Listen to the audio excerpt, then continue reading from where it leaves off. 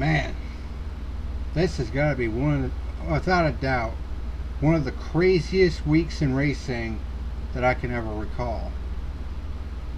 I mean, the last time we saw something this crazy and this emotional was last year during the week of the Bristol night race and all the shit that went down that week.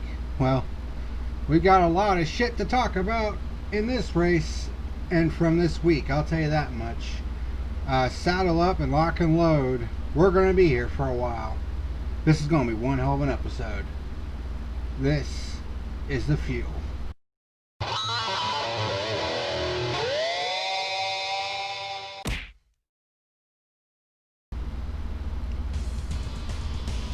What's happening, ladies and germs? This is the Packerman, and welcome to today's edition of The Fuel, where we are going to be talking about the 2020 Geico 500 at Talladega Superspeedway that was rain delayed from yesterday and had to be run today. And holy shit. What a crazy ass week that we've seen this week in auto racing, in particular with NASCAR. Like, what in the fuck is going on right now? We've had lots of highs, lots of lows, people doing dumb shit, people doing dumber shit, and then you have this race here today that started with all sorts of emotions, and it turns out to be one of them races of all time. Like, I'm serious. This was, I mean, I didn't get to see the first part of it, at least right away, because, you know, I have a regular job. So I did see the rest of it though, because I had it on DVR. I did see stages 2 and 3 though, and holy fucking shit. You want to talk about a banger of a race. It seems like Talladega lately has been knocking them out of the fucking park. Like, in recent years, Talladega has been hit or miss, especially with their finishes. But holy shit. This race was, without a doubt, the best race of the year so far, and may end up being the race of the year. The rest of this season is going to have a really hard time topping the Geico 500. Like, it was unbelievable, and we had a finish that was just, I mean, you would have to see it to believe it. I mean, my review, I'm going to be completely honest here, my review is just not going to do this race justice. It's not. I mean, there were so many lead changes, so many pure lead changes. I mean, I remember on last week's episode, I was talking about that this race was going to run the number up as far as the lead changes are concerned, and I was correct in that assumption. I mean, wait till you hear the fucking numbers as far as the lead changes are concerned, both overall and pure. Both of them are highs for the 2020 season, and I think the pure lead change count is the highest I've ever counted. I think. I'm not entirely sure. But this entire week has just been absolutely crazy. It's like we were on a fucking roller coaster ride. You know what I mean?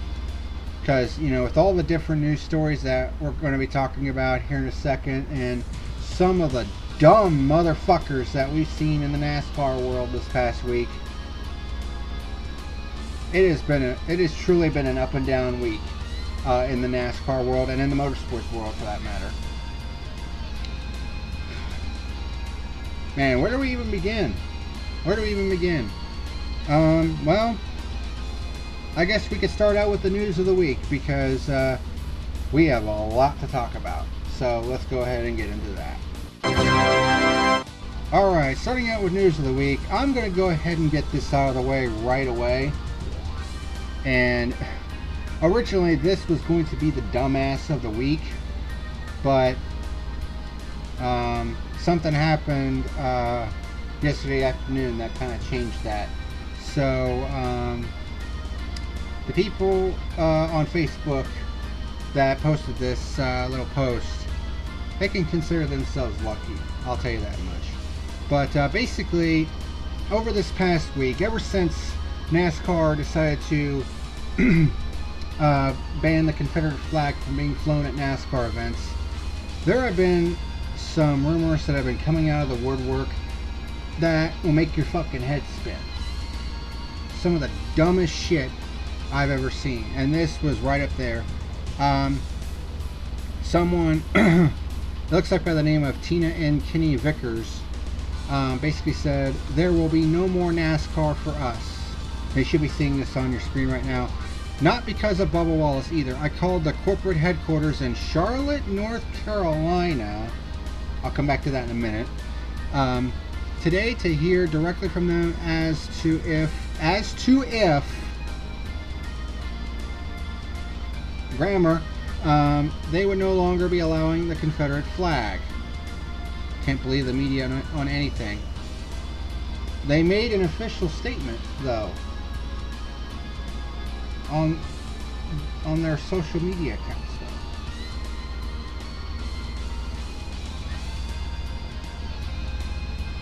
though. Okay. What they told me was kind of chilling. I asked if the stories are true, and they replied yes, which that was true, but they also posted that on their social media accounts. I then asked if the American flag and prayer was to follow. Their reply was, we are looking into removing the national anthem and prayer from all pre-race events, which, by the way, has been reported as not being true.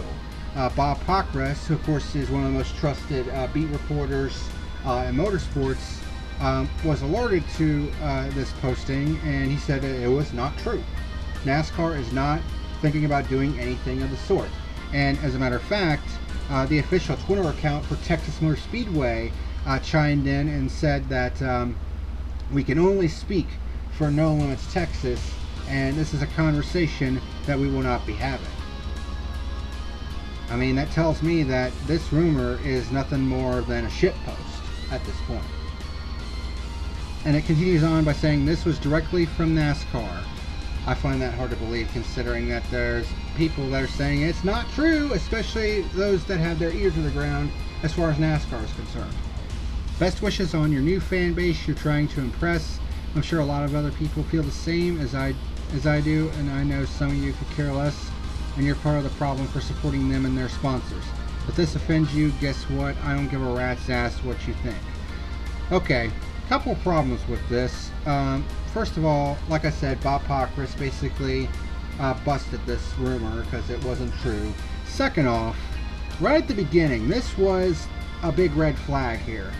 They say that they called the corporate headquarters in Charlotte, North Carolina. And if you were to do a quick Google search, which really does wonders,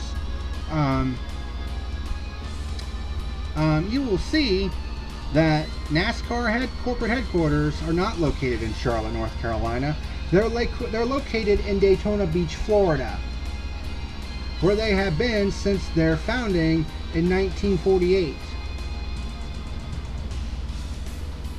So who the fuck did they call? The Charlotte Motor Speedway? That's not their corporate office. Now granted, that's the home base for a lot of race teams, but that's not NASCAR's corporate headquarters. They're located in Daytona Beach. And I said as much on Facebook. Apparently, some people that I'm not going to name drop, then came at me saying that, you know, you need to do some fact checking before you start running your mouth. And I'm just kind of like, are you fucking serious? Like, a quick Google search will tell you that NASCAR's corporate headquarters are located in Daytona Beach. I mean, it doesn't take a fucking rocket scientist to figure that one out. Not to mention the fact that if, and this is a big if, they were going to stop flying the American flag, the pre-race prayer, and the national anthem, you would think that they would announce that on their social media channels and make an official statement.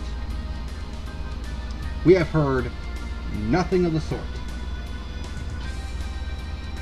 You know, and it's just like, people cannot be this fucking ignorant. Like, and I have a feeling these are the same people who are believing a rumor that the Daytona International Speedway was going to sever ties with NASCAR.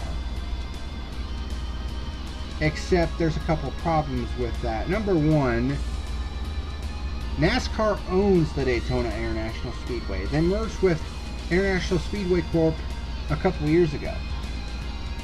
So basically all the tracks that ISC owned are now owned by NASCAR.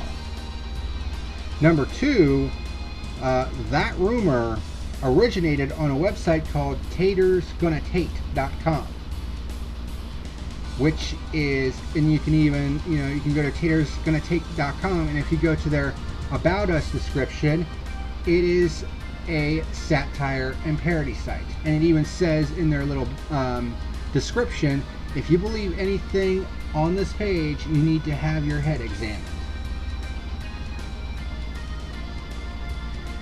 You know,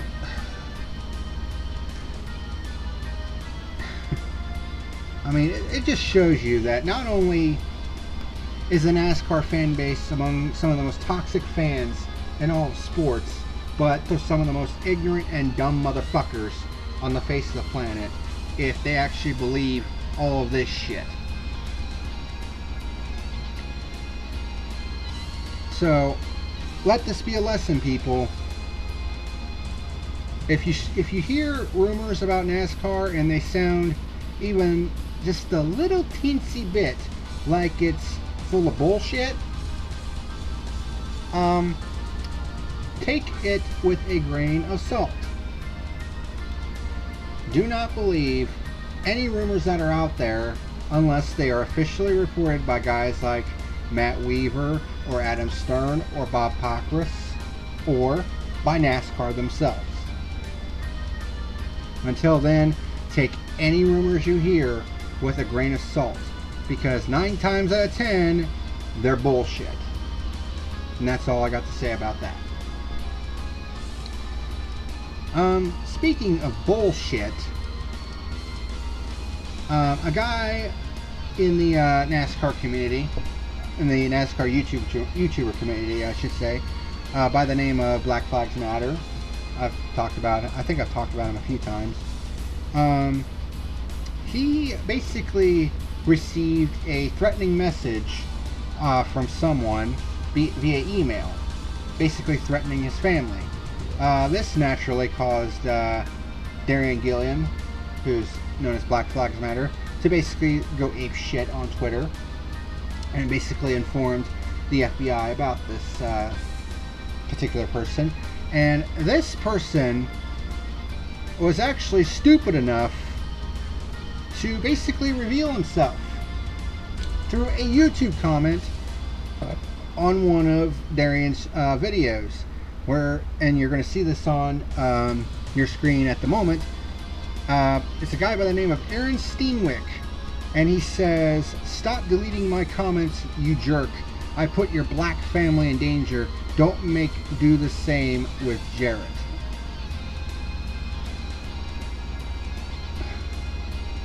So, Darian did some digging and basically found that this guy has a Twitter account. And apparently he goes to the University of Iowa in Iowa City. And Darian basically made a post saying, "I believe we have our guy. FBI Las Vegas, I contacted y'all earlier. I think he meant tried calling again, but he got his letters mixed up. Tried calling again, but it was too busy. Please look into this, into Aaron Steenwick immediately." And wouldn't you know it, Aaron Steenwick, after learning that Darian basically found out that it was him who sent the email, immediately privated his and protected his Twitter account. Yeah, you done fucked up.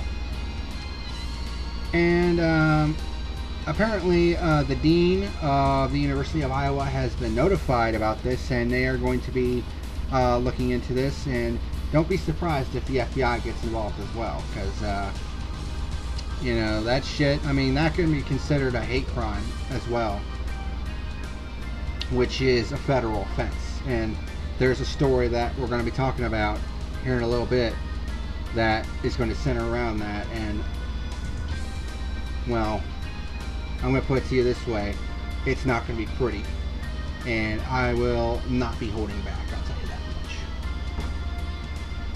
Why is my phone going off? Oh, nothing important. Anywho, moving on. So let's see, I addressed the rumors, a person threatening Black Lives Matter. So let's get into another little silly bit of news. There was, excuse me. So apparently, there was a bit of a Twitter feud between Denny Hamlin and Corey LaJoie over the past couple weeks. And it apparently led to Denny Hamlin apparently threatening Corey LaJoie with wrecking him on the racetrack, which is something that I guess LaJoie alluded to. And I think at Homestead, I don't know if it was before the race or afterwards, but NASCAR did end up having the two of them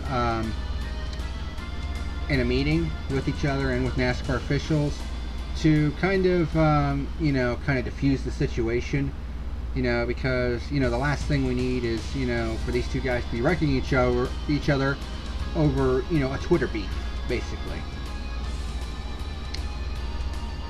You know, and Corey LaJoie did end up apologizing, which makes me think that, you know, he took Denny Hamlin's, I guess, words out of context, I guess you could say. It's a confusing situation, and it's a fucking silly situation, and it's like, why did this even happen to begin with? You know what I mean? To me, it's just silly. It's absolutely silly, and I mean, it was pretty entertaining to watch, though, I'll tell you that much. But hopefully they've smoothed things out and we can move on from this. I mean, there's more important things to worry about. On a more serious matter, let's move outside of NASCAR for a moment, because a story broke this past week with one of my all-time favorite drivers in motorsports, Alex Zanardi. Of course, y'all remember Alex Zanardi as a driver who was involved in an accident at the Lausitz Ring in 2001, where he lost both of his legs in the accident and almost died from it, but ended up making a miraculous recovery and actually returned to the cockpit of an open wheel car 2 years later at the same track where he almost lost his life, and completed the final 13 laps that he didn't complete on that day, to what was a very emotional response from the crowd, I'll tell you that much. Well, ever since he got out of motorsports, after doing some rallying, I think, for a couple years, Zanardi got into handbike racing and got into the Paralympics, where he won multiple gold medals in handbike racing. You know, so despite his disability, you know, he was still going out there and just whooping ass in handbike racing. You know, and the guy's in his early 50s at this point. I mean, he's the fucking man. Well, a scary incident happened this past week he had a handbike accident where I guess he was on his handbike. I think he was in the middle of a handbike race, and there was a truck. Hold on, let me see if I can pull the story up. Okay, now I'm looking at Twitter right now. Cup Tech is complete, no issues. Blaney is the winner, so results are official. We'll get to that when we get to it.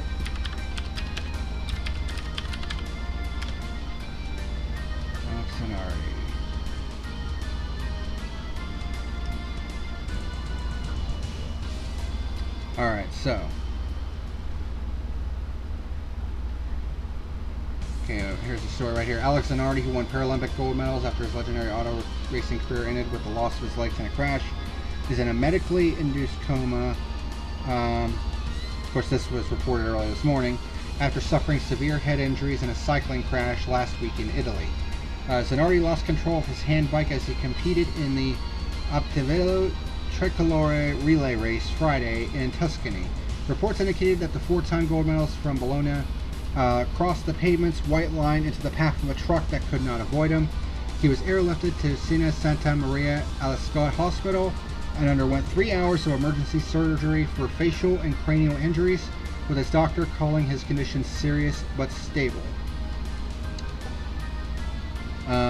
Giuseppe Oliveri, who is the head neurosurgeon at the hospital, says he arrived here with major facial cranial trauma, a smashed face, and a deeply fractured frontal bone, which is his forehead. The numbers are good, although it remains a very serious situation. We won't see what his neurological state is until he wakes up, if he wakes up. Serious condition means it's a situation when someone could die. Improvement takes time in these cases. On Sunday, the hospital said in a statement that he is always sedated, intubated, and mechanically ventilated. The ongoing neuromonitoring has shown some stability, but this figure must be taken with caution because the neurological picture remains serious. The current conditions of general stability still do not allow us to exclude the possibility of adverse events, and therefore the patient always remains in a reserved prognosis. Italian Prime Minister Giuseppe Conte tweeted, "All of Italy is fighting with you." Of course, Zanardi is from Italy. He's 53 years old. He raced in Formula One before winning Kart Series championships in 97 and 98. Went back to F1 in 99, then came back to kart, and then of course, he had the crash in Germany, and then returned 2 years later to drive for BMW in the European Touring Car Championship. And of course, he gained more fame as a handbike racer. And of course, several drivers, including Mario Andretti, were praying for his health, to say the least. Myself can be included in that as well, because I've been a huge fan of Alex Zanardi for a long time, and the shit that this man has been through in his life, and in this century, from losing his legs in 2001, and now he's going through this. I wish Zanardi the best, and hopefully it's not as serious as it could have been. So hopefully he's able to come out of this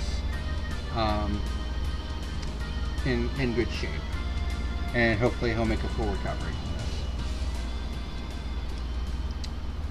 So let's see. Let's get back to a little bit of lighthearted fare. Let's talk about the All-Star race for 2020. Couple things. First off, because of some increased cases in North Carolina as far as COVID-19 is concerned, the All-Star race is going to be moved from Charlotte for the first time in its history. And which track is it going to? Bristol. I agree with this 110%. The previous race at Bristol was a fucking banger, and now you put $1 million on the line in an all-star race on a Wednesday night, no less. And I think this race is going to kick ass, because Bristol's been, we've been seeing glimpses of old Bristol in recent years, since they started using the PJ1 traction compound. So seeing the All-Star race moving to Bristol for this year is a big thumbs up. But NASCAR is also going to do something a little wee bit different for this year's All-Star race. In a bit of an experiment, which certainly got some mixed reactions on social media, they're going to be moving the numbers to the quarter panel for the All-Star race. And of course you're going to be seeing an example of that on screen right now. Basically similar to some European touring series where the numbers are not exactly in the middle of the door like we usually see in NASCAR and other American racing series. They're going to move into the quarter panel. Again, this is just an experimental type of deal, so I would not expect this to be a long-term thing. I mean, this is just an experiment for the All-Star race, so I wouldn't put too much stock into this. I think it'll be interesting to see And again, this is just an experiment, to kind of, gauge reactions and shit like that. But it'll be interesting to see, to say the least. So next up, let's see. Talk about that. Talk about that. Talk about that. Talk about that. Talk about that. Talk about that.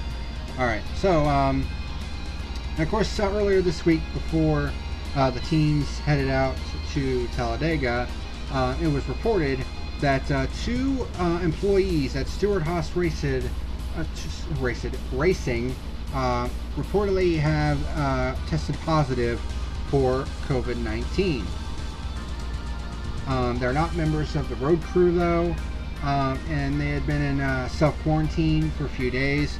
So the likelihood that this spread to the rest of the team and to its drivers, I think is pretty negligible, to say the least.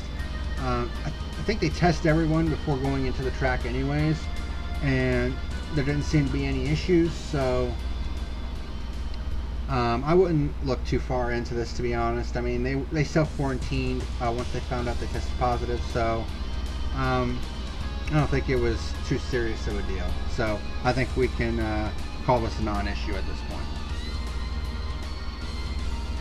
But in an event that brought me personally some great joy, we had this past Tuesday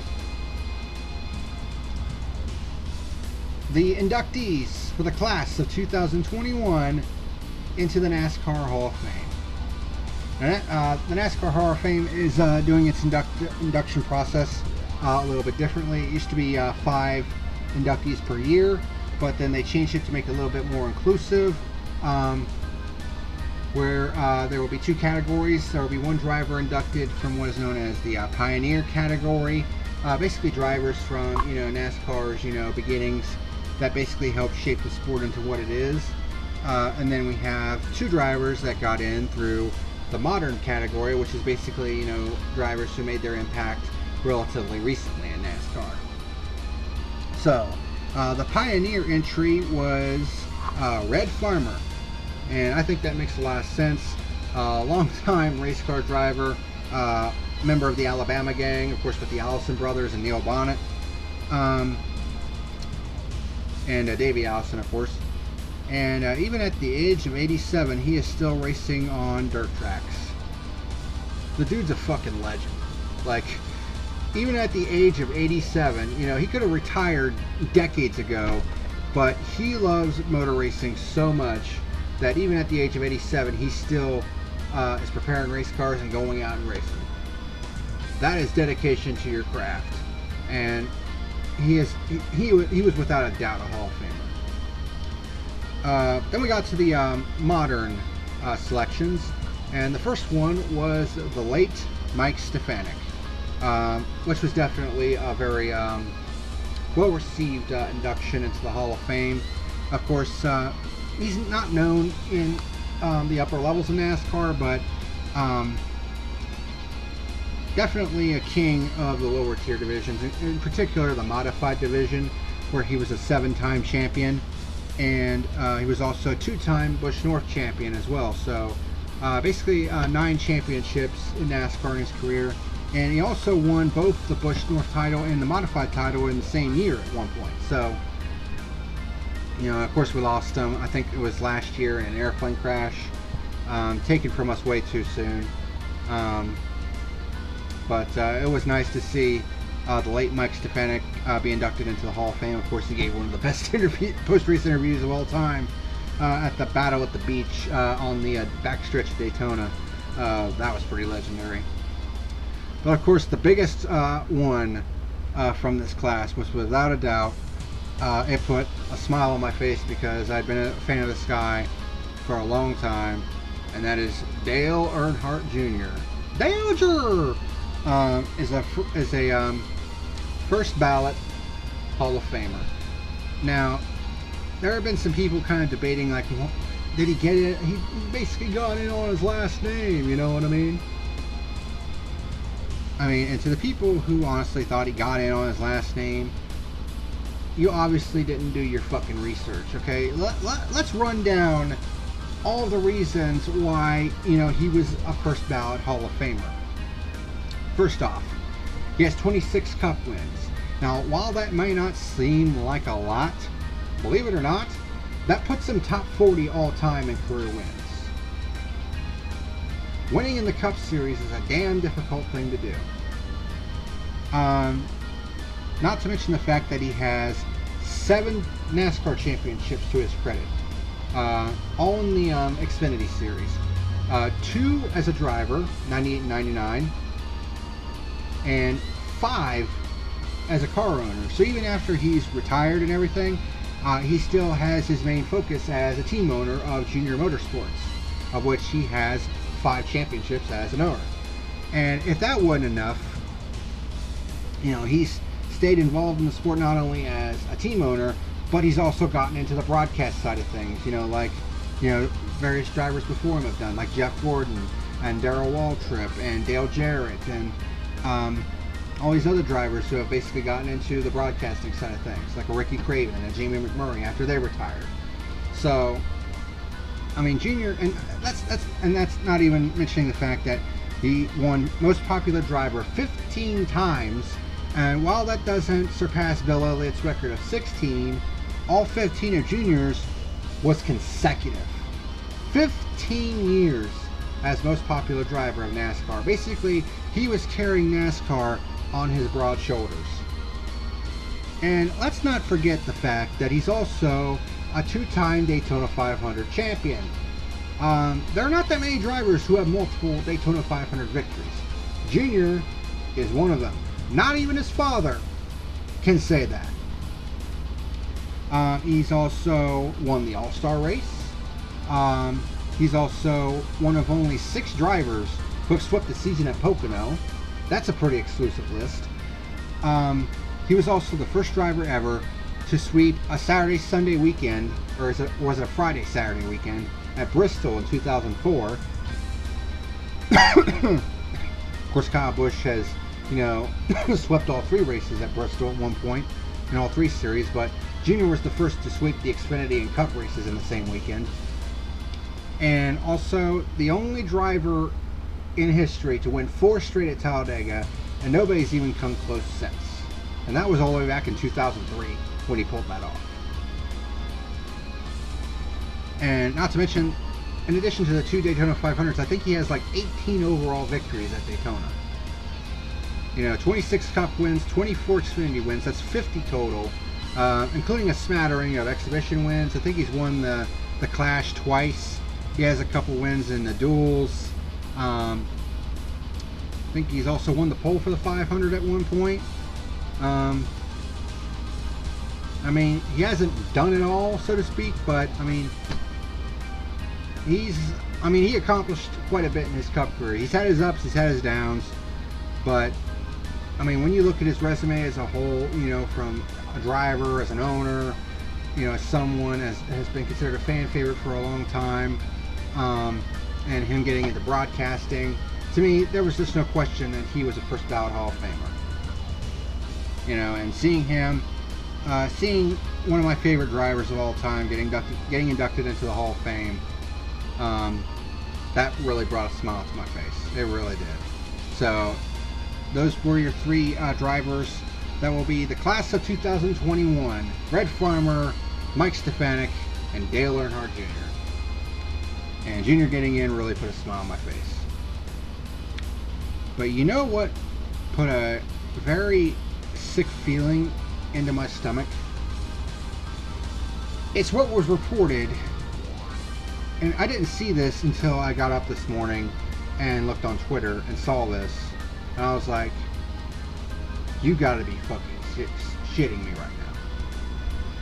And this is where we are going to segue into the dumbass of the week.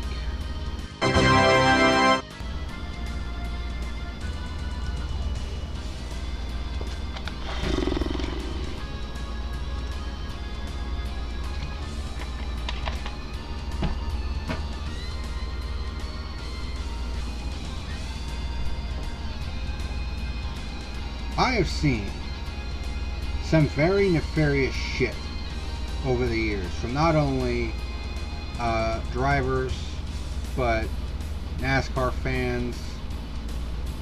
And, you know, I've seen some of the dumbest shit that human beings can do. But this is beyond gross.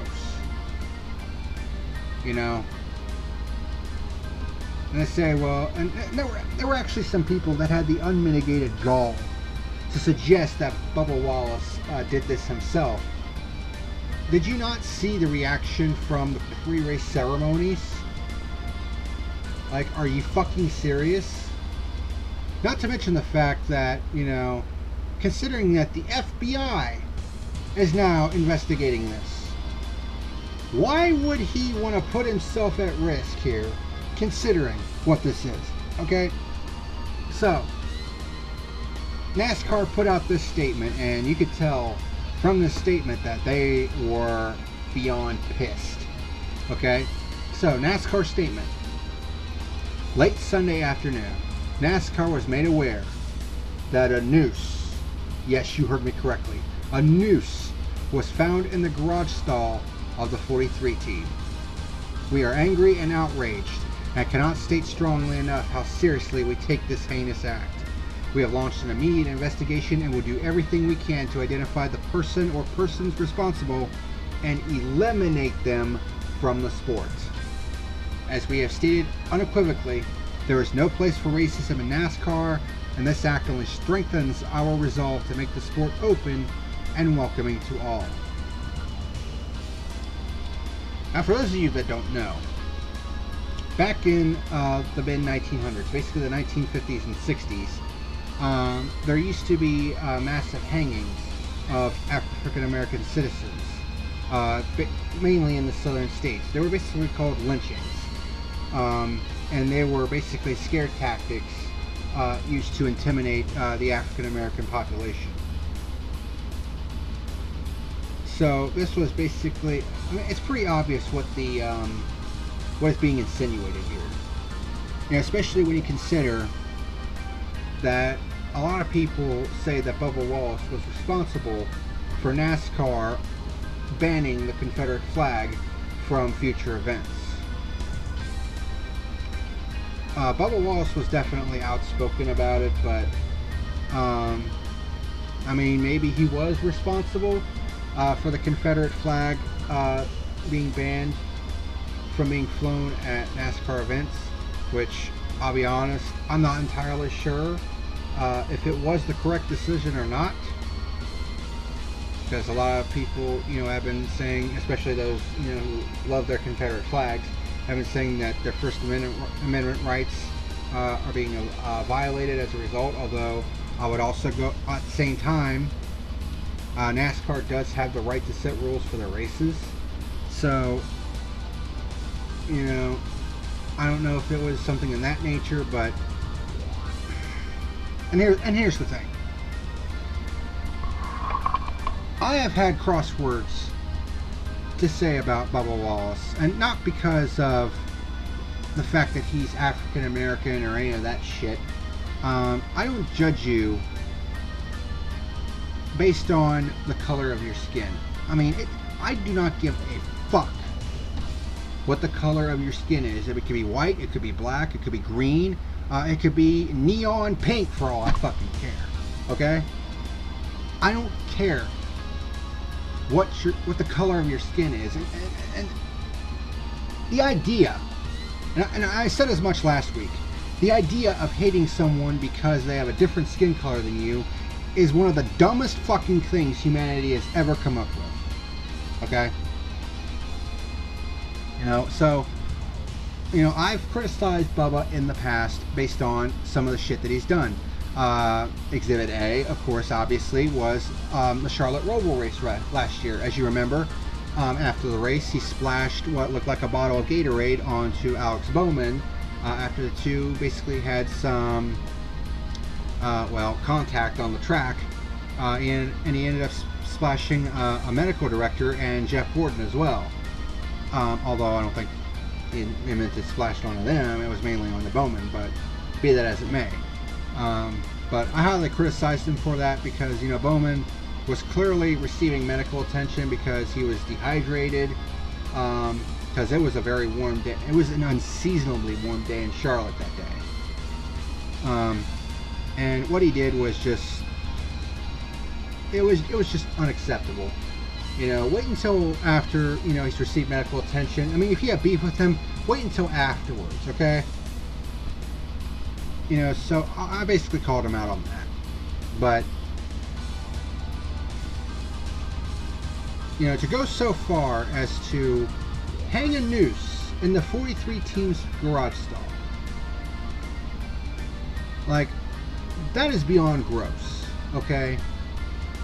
The implication there is obvious, and I'm going to be just completely frank with you. Whoever did this is not a human being. They're fucking scum of the earth. And I hope to God NASCAR and the FBI finds out who the motherfucker is that did it, and they hang him up by the balls and prosecute him to the limit of the law. NASCAR has already made it clear that they intend to, in their own words, eliminate whoever did this from the sport. Basically, lifetime ban, get the fuck out, and don't ever come back again. Basically, Curtis Turnering whoever did this. And of course, you also have the FBI involved in this because this is considered a hate crime. Because, you know, this is a relatively well-known driver nationally, and it's pretty obvious what the implication here is. So the Federal Bureau of Investigation is now involved in this, and a hate crime is considered a federal offense. So whoever did this, if they find out who did it, well, hope you've enjoyed your freedom, because you're not going to see it for a long time. That's basically how it's going to end up for this person, whoever it is. And I mean, it's like, if you're really this fucking butthurt because your precious flag was banned from being flown at NASCAR events, then you've got your fucking priorities screwed up. And to even go so far as to hang a fucking noose in the 43's pit stall, like,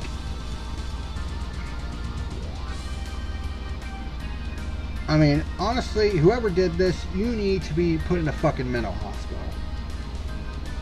Because this is beyond bullshit. I mean, we've stepped into the realm of just absolute fuckery. And I hope they find the motherfucker that did this and they roast him to the nth degree. Because he deserves every bad thing that's coming his way. He deserves to have his ass beat, to be honest. But I'd settle for him rotting in a jail cell, I'll tell you that much. And that's all I got to say about that. Fuck whoever did this. Fuck them to the nth degree. And ban these motherfuckers from NASCAR and put them behind bars and lock them away, throw away the key for a while, and just let them sit and rot and think about what they did. Because it's fucking ridiculous. I mean, it's sad that, you know, we're in 2020 and this stupid fucking bullshit is still going on. Fucking stupid. There's no place in the sport for it, and it's something that I personally will not stand for. Racism is fucking stupid, and it needs to be eradicated, period. And that's all I got to say about that. And that is your dumbass of the week. There were quite a few candidates for it, but this motherfucker took the cake. So, I believe that's it as far as all the news articles and other shit that I want to talk about. Yep, that's pretty much it. So, with all that out of the way, let's go ahead and get into the review of what is without a doubt the best race of 2020 so far, the Geico 500 at Talladega. You know, it really is a shame that only about 5,000 people got to watch this in the grandstands, because that was about as many people as Talladega was allowed to have in the grandstands for this race. Um, but this is going to be one of them races that's going to be talked about for a long time to come, and it's the good and the bad, from the incident with the 43 team, and then we get to the race itself. And even the pre-race was filled with emotions. All the drivers and teams, they basically, there was a hashtag that actually started trending called "I Stand with Bubba," and his car was pushed to the front of the grid by pretty much everybody. All the drivers, all the teams were standing with them, and it literally got to the point where a Bubba broke down emotionally. Like he just couldn't hold back the tears anymore. Like he was literally in tears as he climbed into his race car. Now let me ask you this: does that sound like someone who would intentionally put a noose in his own garage stall just for the sake of publicity?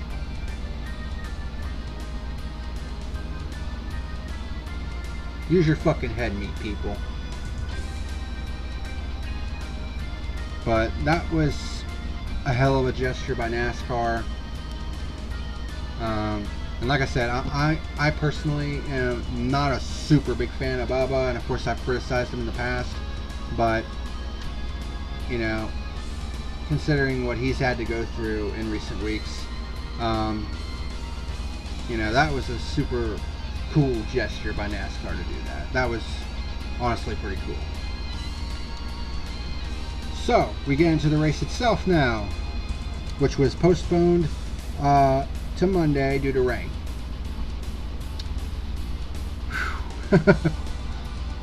And this was one hell of a race. So stages 1 and 2 were 60 laps, with stage 3 being 68 laps. There was still rain forecast, and there was actually rain that actually interrupted this race for a bit. So the halfway point was 94 laps. But these guys still managed to get the whole thing in. So let's go into it. Martin Truex Jr. drew the pole and led the field to the green. Led lap number 1, and he had 2 of his teammates behind him, the 11 and the 18. They were 1, 2, 3 at one point. Hamlin gets by Truex for the lead down the backstretch for our first pure lead change on lap 5. It will not be the last, I'll tell you that much. Johnson gets a little bit nerfed by Harvick a bit, but hangs on to it. A little bit of foreboding there. Then we had a quick succession of pure lead changes. Joey Logano took the lead for a bit on lap 8. Denny Hamlin got it back on lap 11. Then Logano took it back on lap 15. Hamlin took it back on lap 18. Logano took it back on lap 23. And these are two guys that don't exactly like each other either.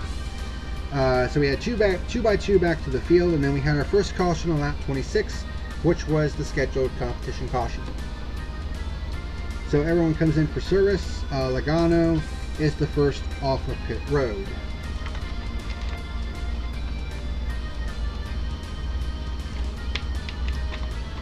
So Logano leads on the restart. Penske cars taking up the first 3 spots on the outside. Stenhouse had the lead for a split second, but tried to get up in front of Logano, but got really loose, and Logano ducked back under him. So, and started battling Cole Custer for the lead, and would end up keeping it. And Stenhouse would go from taking the lead for a split second to all the way back in 20th. That's how quickly it can change. So, lots of shuffling and 3 wide in the pack. It was pretty crazy. These guys were racing like it was the last lap, but with weather approaching, you didn't know if the race was going to end early or if it was going to go all the way. We had Logano, Kyle Busch, and Hamlin going 3 wide for the lead, and we saw another section of lead changes. Kyle Busch on lap 36, Joey Logano on lap 37. William Byron took the lead for a lap on lap 40. Then Hamlin took it back on lap 41. Then Logano came back on lap 43. Hamlin came back and took the lead on lap 44. That brings the number up to 12 pure lead changes. We're still in stage 1. And then Alex Bowman took the lead for a bit on lap 46. Tight pack, like you could throw a blanket over them. There was like 25 cars in that pack with 15 to go at stage 1. Then we had another quick rapid fire string of lead changes. Logano on lap 47, then Bowman got it back on lap 50, Logano on lap 51. Tyler Reddick made his way up to the front on lap 52, Logano On lap 53, Hamlin loses the right front tire but manages to get it to the pit lane. Reddick takes the lead from Logano down the backstretch, but before we could get our 19th pure lead change of the day, the second caution comes out on lap 56 for rain. Damn it. So we have a red flag for rain. It was only for 58 minutes though. They got the track dried and got back underway in short order. The first stage would end under caution with Tyler Reddick taking his first stage win. So everyone comes in for service. I didn't get to watch stage one, like I said, until after the fact, although I did record it. But I did start with stage number 2. And stage 2 started out pretty crazy, much like the first one. So Alex Bowman leads the start of stage 2, and we had yet another set of rapid fire lead changes. Ryan Blaney on lap 65, Jimmy Johnson on lap 66, Kyle Busch on lap 67, Ryan Blaney on lap 68, Kyle Busch on lap 70, Ryan Blaney 72, Kyle Busch 74, and then Blaney set lap 75. That brings the total number of pure lead changes to 26 at this point. Blaney would actually hold on to the lead for quite a bit at this point. That's lots of shuffling around for the lead. Blaney with a long stretch in the lead with his Penske teammates basically running interference. Bubba Wallace starts coming up strong on the outside but can't quite make the run. The guys get to halfway, woohoo, which means we have an official race.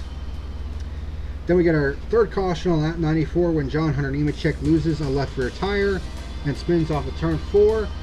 There was a point where it looked like he was going to spin back into traffic and we could have had the big one right there, but props to John Hunter Nemechek for basically turning it somehow turning it out of harm's way.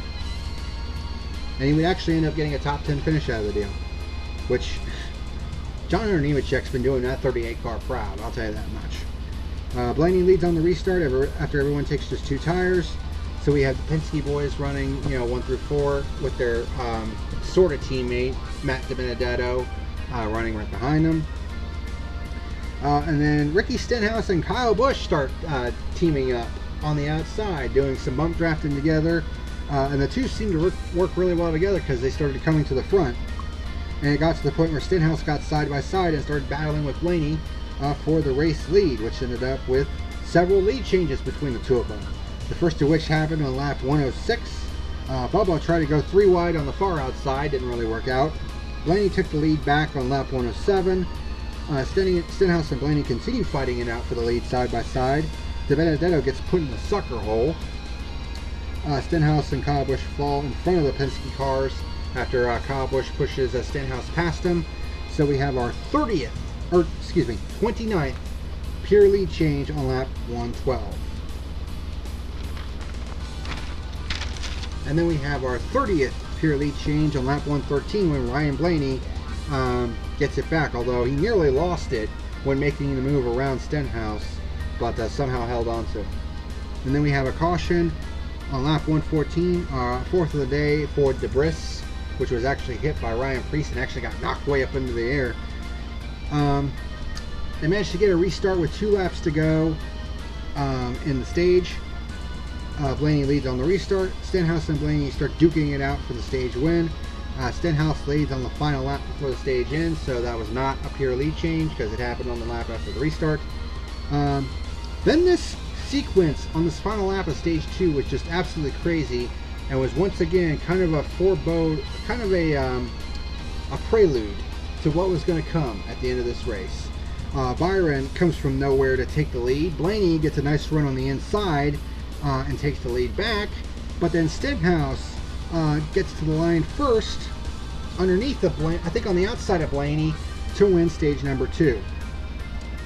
Again, foreshadowing what's going to come. Leaders come in for service. Bowman wins the race off with no tires, but several teams actually elected to pit on the caution before the end of the stage, and they would stay out for track position. Chris Buescher was one of those, so he would lead the start of stage 3. But that would not last long. Harvick and Elliott would split Buescher, and Harvick takes the lead on the restart.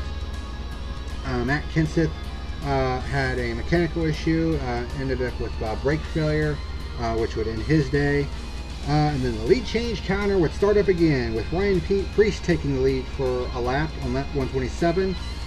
Chase Elliott would take the lead on lap 128. And then the Penske boys come again with Blaney on the outside.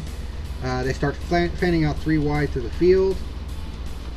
And then we have pure lead changes number 33 and 34 with Denny Hamlin and Ryan Blaney exchanging the lead a couple times. And then we get our 5th caution on lap 133. Chase Elliott gets a push from Brad Keselowski and has a great run on the outside. Joey Logano comes up to block, because of course he does. Elliott tries to jerk it down to the inside, but because Kez is still pushing on him, it actually causes the 9 car to get loose, and he spins and hits the wall on the outside. Austin Dillon also involved, basically hits the right rear of Chase's car, and that would basically eliminate both cars from the race. Chase would try to continue, but would end up retiring the car not too long afterwards. So everyone comes in for service. Harvick is the first off with fuel only on his stop. So Blaney leads on the restarts. I think he did not come down pit road. Kyle Busch starts trying to come on the outside to retake the lead, getting a push from Stenhouse, kind of repaying him from earlier. Then we get our 6th caution on lap 141 when Brendan Poole goes sideways after a tap from the 51 car through turn 3. Several drivers coming for service. Stenhouse is first off with fuel only. And it was at this point that fuel was going to become an issue. Oh shit. Christopher Bell stayed out at this point and leads on the restart. And then we nearly had a Shimano on the restart when Bell came down from the outside. I think tried to get in front of Jones, but actually knocked him below the yellow line. Jones nearly gets punted by Stenhouse as well, but hangs on to it. Harvick pushes through to the lead, but then Hamlin comes around on the outside to take the lead, which was not a pure lead change because it was on the first lap after the restart. And then NASCAR pulls out a rare penalty. Christopher Bell gets penalized for forcing Eric Jones below the yellow line. That is not a penalty that you see NASCAR call, but it was pretty clear on the replay that he did force Jones below the yellow line. There was pretty clear physical contact between the two cars. I mean, it doesn't get much more definitive than that. I mean, when there's clear contact, yeah, it's a pretty easy call. And then Kyle Busch has a flat tire in the right rear, would fall 2 laps down as a result, and his pretty miserable championship defense continues with no wins so far in 2020. William Byron gets a nice push from Ryan Preece to take the lead. 36 pure lead change on lap 151. The front 7 goes single file for a bit, but then Hamlin gets a nice push from Bubba, and William Byron gets put in the sucker hole, and Bubba actually gets by Hamlin to take over the race lead. So he actually leads a lap on lap 161, but then Joey Logano goes around the outside, takes the lead on lap 162. Ryan Preece then comes back and takes the lead from Logano on lap 163. And then you have Preece and Bowman side by side for the race lead. Who'd have thought we would see that? Bowman takes it on lap 165, and then we have Tyler Reddick come up through and take the lead on lap 172. 41 pure lead changes at this point. We're not done yet. Several cars at this point were trying to save fuel to make it to the end. There were a few that said they could make it. So I was like, uh-oh, fuel is going to be a factor in the finish of this race maybe. Which would be pretty interesting. So several cars start having to pit for fuel. Blaney was actually saving fuel for a while, but then after a while he said, all right, let's get to the front. And started coming on the outside. They started going 4 wide, which made me go, oh shit. Blaney gets to the lead with the help of Stenhouse for a 42nd pure lead change on lap 185.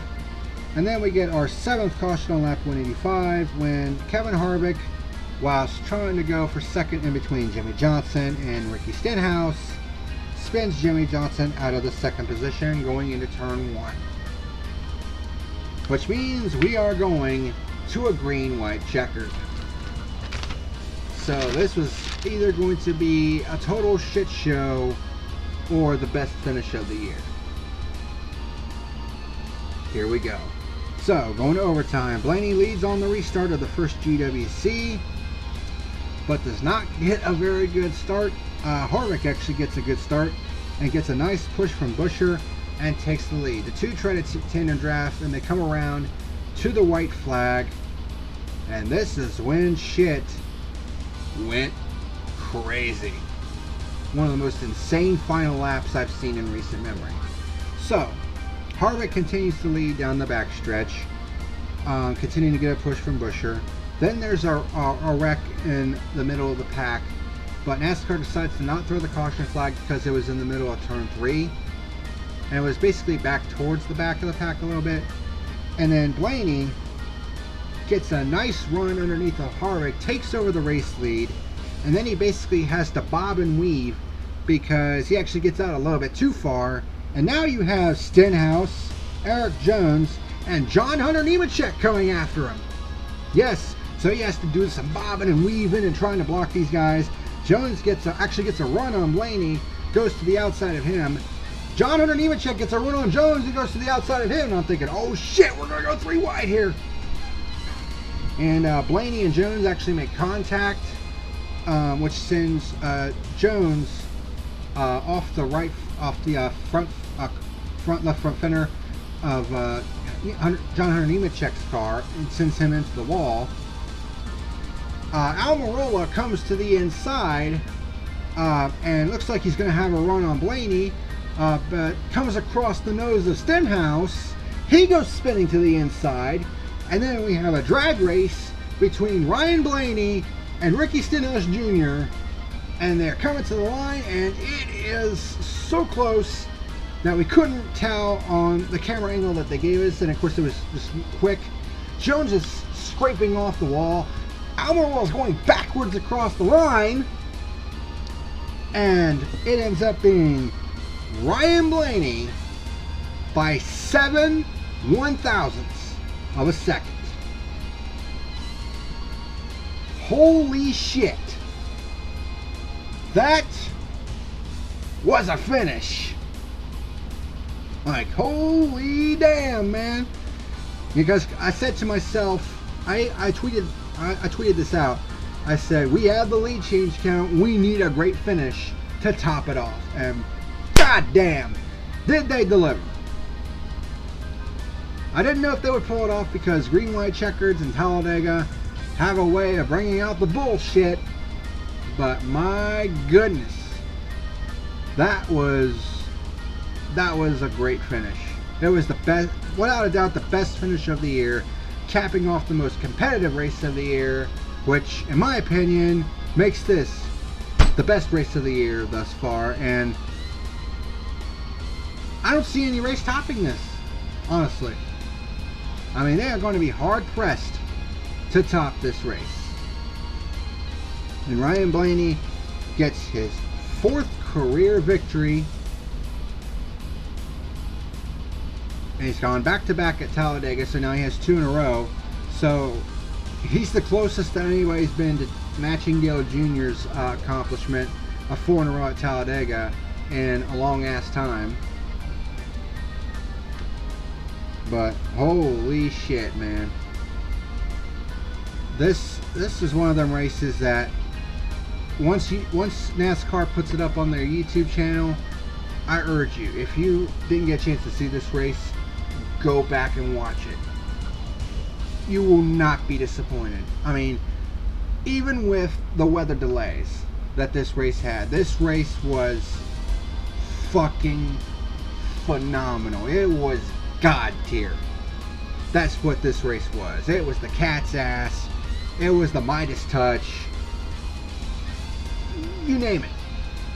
This was without a doubt the best race of the year so far, and considering, you know, all the shit that we've seen this week, this was much needed. It really was. Alright, so with that out of the way, let's take a look at the results and the point standings. Alright, so here are your top 10 results. And what a top 10 this is. And holy shit, dude. I look at this top 10 and I'm just like, wow.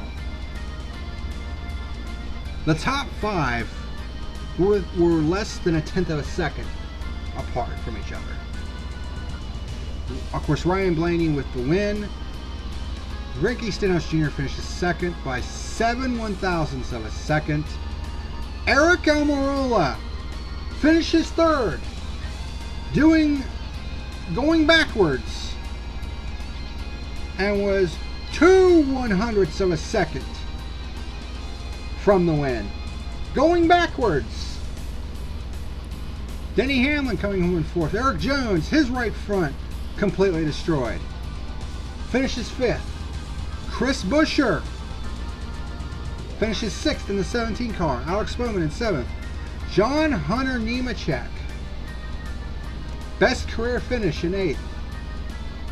Kurt Busch comes home in ninth, and then Kevin Harvick, who was leading at the white flag, comes home in 10th.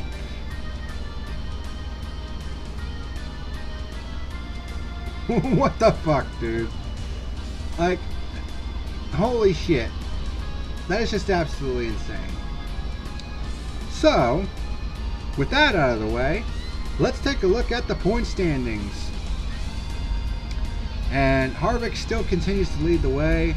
Logano was actually nowhere to be found in the top 10, so he actually dropped some points. He's now 23 behind. Ryan Blaney finally has that signature win of 2020. Moves up to third in the standings. Chase Elliott, of course, fell out early. He's fourth. Brad Keselowski in fifth. Denny Hamlin sixth, despite the fact that he has 3 wins. Martin Truex Jr. in seventh. Alex Bowman eighth. Kyle Busch, despite all of his problems, is still ninth in the point standings. I mean, he only has 1 DNF, so he has that going for him. And his brother Kurt is right behind him in the 10th position. And then you have Jimmy Johnson, Eric Almirola, Clint Boyer, William Byron, Matt DiBenedetto, and Tyler Reddick has moved into the top 16 in the points and is in playoff contention. By the way, Kyle Busch is the first of those who have not won yet this year. And then 17th through 20th, you have Eric Jones, Austin Dillon, Chris Buescher, and Ricky Stenhouse Jr. And John Hunter Nemechek has 2 top 10s on the year in that 38 car. Awesome sauce. As for my final rating for the 2020 Geico 500 at Talladega. Well, I promised you I would reveal the numbers for the number of lead changes that we had in this race. We had 56 overall lead changes in this race, which is not even close to the record of 88 that was set in the early 2010s. But we had 43 pure lead changes. Just wow. Absolutely wow. 56 overall lead changes, 43 of them pure lead changes. That's insane. I mean, I know it's Talladega, but that's insane. You know, not to mention, you know, just the crazy competitiveness and that banger of a finish. I mean, honestly, I can't give this race anything less than a 10 out of 10. I shit you not. NASCAR is getting a perfect score this year for a race, and it's this one. 10 out of 10 for the Geico 500. If there's any complaints about this race, I mean, there were 7 cautions on the day, but, you know, to be honest, it's nitpicky shit. I mean, there was a bit of a weather delay, but it was only for like an hour. I mean, let's be honest here, that finish was well worth the wait. One of the craziest final laps I've seen in recent memory. One, without a doubt, the most competitive race of the year so far. You know, you factor in all the emotions and all the bullshit that we've had to deal with in the motorsports world last week. And this is going to be remembered, for better or worse, as one of them races of all time. But that's Talladega for you. But this race, for sure, has set the golden standard for 2020 as far as motorsports is concerned. So, I don't know what other race this year could top this one.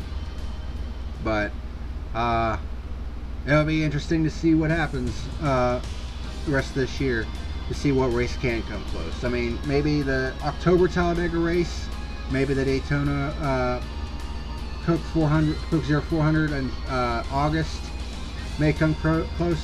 Maybe the Indianapolis 500 in August will come close, but the rest of the season is going to have a tough time matching this race. This race was complete awesome sauce, and it is the gold standard in motorsports right now in 2020. That's my honest opinion. I doubt we'll see the same. I'll have the same kind of feeling next week when we have the Pocono doubleheader, but stranger shit has happened. Well, that is it for a very eventful episode of The Fuel. Lots and lots of shit to go over, but man, we saw one hell of a race today, I'll tell you that much. And that's honestly the kind of racing that we want to see. You know, these guys going balls to the wall, you know, super competitive, and an awesome finish to top it all off. This race had it all today, and it delivered in every way, shape, and form. I would gladly take this race every day and twice on Sunday. And if you didn't get a chance to see this race live, I urge you to go back when NASCAR posts this race on their YouTube channel. Go back and watch this race. It was the absolute bomb, and you will not be disappointed. I guarantee it. And that finish, holy shit. That's one we're going to be talking about for a while. But that's going to do it. I'm going to get out of here. I've done rambled on long enough. I would imagine this video is going to be over an hour in length, much like last week. But like I said, a lot of shit to talk about this week, and of course one hell of a race to review as well. Hopefully we'll have more races like this to review in the future. But thank you very much for watching, and until next time, this is the Packer Man signing out. See you later.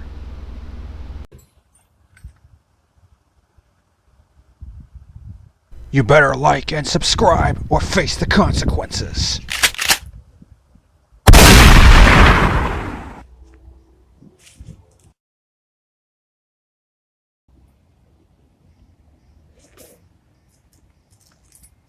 You have been warned.